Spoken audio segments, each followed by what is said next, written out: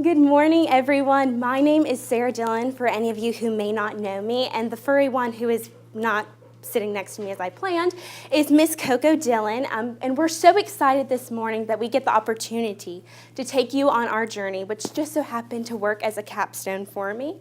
But I want this to be a very honest presentation, and I want you to know that this was not my first idea for a capstone. In fact, it kind of fell into my lap last minute.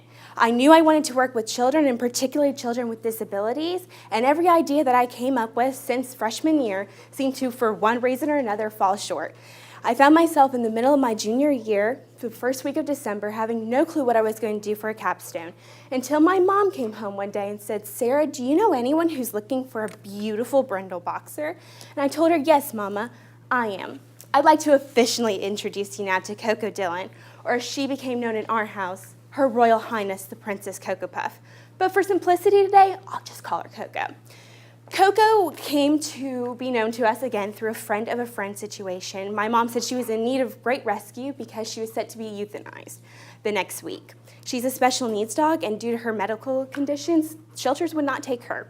And as you can see by the first meeting we had when my parents agreed to, this far picture over here, it was love at first sight. My parents knew we had a dog. And within an hour of being home, in this middle picture, she made herself very comfortable. And by Christmas, with only 3 weeks, she had assumed her role as the princess of our household. And we really got to see how lovely she was. But we had a very steep learning curve with Coco. You see, in her previous home, Coco was very dominated. She had her older brother and her mother, and her life basically consisted of sleeping in a kennel, going outside, and eating food. She didn't have any toys. She wasn't socialized. There was very little that she knew. When we met her, her owner told us, "Oh, she's as sweet as she can be, but she's a really dumb dog." However, when we got to know Coco and gave her her first toy within an hour of her being at our home, we quickly saw there was a lot more to this dumb dog. In fact, she wasn't dumb at all, and there was a lot of potential there. I'm very pleased to say for you dog lovers, that toy is now just one of a dozen that are scattered all around our home. But we also wanted to work with Coco. We wanted to socialize her, some things she'd never had encountered before, so we began to take her on walks. We even took her on car rides. She went on some road trips with us. We even took her on the boat with us in the summer, which was always very fun. But we really got to see her sassy personality. We got to see how much fun she is, and really what we all came to love in our family about Coco was the love Coco had for us. If someone had a bad day, she would stay right next to them, give them the cuddles and the love that they needed to have that day. And the moment I really knew Miss Coco was a very special dog was when my germophobic sister came home to meet her for the first time during Christmas. And she came running down the hall to tell me that Coco had gave her a big slobbery wet kiss, and it was just the best moment. I knew this dog was special, and I knew I wanted to share that joy with other people. That was when I began to pursue the HABIT program. For those of you who don't know, HABIT stands for Human-Animal Bond in Tennessee. You all are probably somewhat familiar with HABIT due to Miss Newsdog, who's famous around these halls. This organization is run through the UT Vet School, and they partner with dogs, cats, and one guinea pig, which they are very proud of. These animals go into facilities within Tennessee that are partnered with HABIT. Particularly what their job is they spread love, they bring some kindness into these very high-stress locations. They mainly go into hospitals, schools, after-school programs, and nursing homes, but they can partner with anyone that's willing to work with HABIT. I knew about this program, and I knew I wanted to get Coco involved. But before we could even think about that and start to actually pursue HABIT, we had to begin training. And we had a wonderful trainer, pictured here in the middle, Miss Laura. Miss Laura was very patient with us in our weekly sessions as we were trying to train a 6-year-old boxer what to do for basic commands.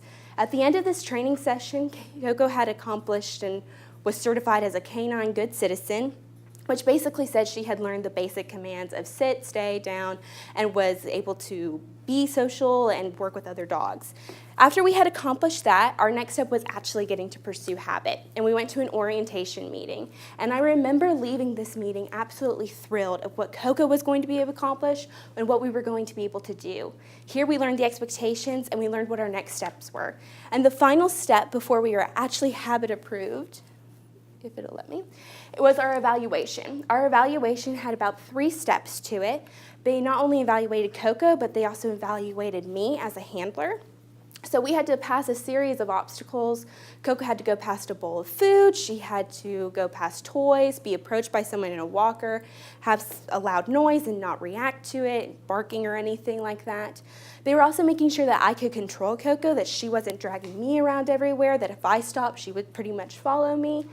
The next step was we went to an office area, and we interacted with the employees there. They saw how Coco was working with them, saw how I was watching Coco and also interacting. And then the final and the hardest part of this whole evaluation was they took Miss Coco away for supervised separation, and they were working to see how she was going to interact. Was she going to stay right by the evaluator? Was she going to play with the toys that were offered to her? I'm very happy to say we did pass the evaluation. I was a little nervous going into it, but we did pass. And I was so excited to know where we were going to be stationed. I really wanted to work at a school, but my mom reminded me very quickly that I myself was in school, and that probably wasn't going to work out very well. So the next best thing I wanted was to work at a hospital, particularly a children's hospital. However, the Lord had a different plan in mind. Rather, we were stationed at North Shore Senior Living Center. This is an assisted living center with a memory care unit attached for patients with dementia. Little did I know how special this would be, because I would be lying if I say I wasn't disappointed when I first heard that we were stationed at North Shore. But I was absolutely thrilled to see what we were going to be able to do, and I walked away with memories I couldn't even imagine of having. Before I go into the visits, I want to show you the work that we did behind it. Part of our job as handlers was to make sure that Coco was always well groomed, that she was in good medical condition. As some of you may have heard, Coco just recently is getting over pancreatitis, so that meant we couldn't take her on habit visits. So we wanted her to make sure she's in the best condition she is, and she also looks her best.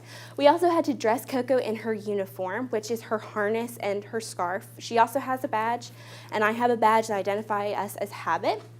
And then we would always take her for her little road trip. And we had fun with these visits. For Halloween, we dressed her up as a cute little pumpkin. And for Christmas, we gave her a Christmas bow, told all the residents she was their Christmas gift from us. And they enjoyed that. But the real heart of these visits was the visits themselves and the people that we got to meet. And we would always start in the memory care unit. This is a secure unit for patients with dementia.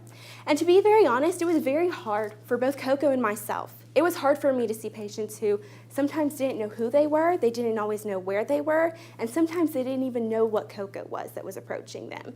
It was very hard to see patients in this state, and it was very stressful on Coco. Coco had to be very well controlled. She had to be very gentle with these patients. But the memories we created here were some of the sweetest that we carry with us. In fact, I think this is best exemplified with a woman named Miss D. I'll call her that for privacy reasons. Miss D was obviously not there very much cognitively, and she was borderline nonverbal.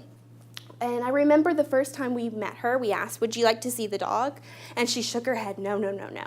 And we kept asking her as we would go and visit until about the third or fourth time she was sitting down with her walker in front of her. We asked, "Miss D, would you like to see the dog?" "No," she said. And then all of a sudden, Coco, as I was walking away, turned to her back was to Miss D, and backed up and sat down. Her little head was right underneath the bar of the walker, and before I could say anything to Coco, I noticed Miss D was petting her very gently. And so soon after that, we would keep going to visit Miss D. Coco would always back up to approach her, never showing her face, until they eventually developed a very, very close bond, and Miss D would light up when she saw Coco come down the hall. In fact, sometimes we even got Miss D to say full sentences in describing how soft Coco was, how sweet Coco was. These were very, very special moments, and we learned to treasure the little things on these visits. I remember there was another gentleman who, again, I will call Mr. J for privacy reasons. Mr. J was very much not there cognitively. And one night we asked him, "Mr. J, would you like to pet the dog?" And as you can see, I often sit down with Coco. Sometimes she sits in my lap so that she's a little bit more comfortable with the residents. And all of a sudden, as he was approaching, because he said, "Yes, I'll pet the dog," I felt this hand pat my head and my shoulders and my back. And my mom, who would often go on these visits, I looked at her and she just nodded like, "Yes, Mr. J is petting you, but you know what? He's interacting with us, and this is progress." It was the little things that were some of the sweetest memories we had. From memory care, we would always go to the other residents within the assisted living area, and we always had to stop at Miss Donna's room. And I really think these pictures say enough. These two had a special bond. In fact, Miss Donna called Coco sweet love, and we would often stay in there for about 30 minutes as she would love on Coco and tell her about her day. I mean, they absolutely loved each other, and Coco loved it because she got to be her sassy self with Miss Donna. Miss Donna even made Coco a bed because we told her that memory care sometimes wore her out, and we just couldn't have Coco do that on her hour-long visits. So Coco would often go and lay with Miss Donna. These were very sweet moments, and I love seeing Coco's personality come out with each and every person we would interact with.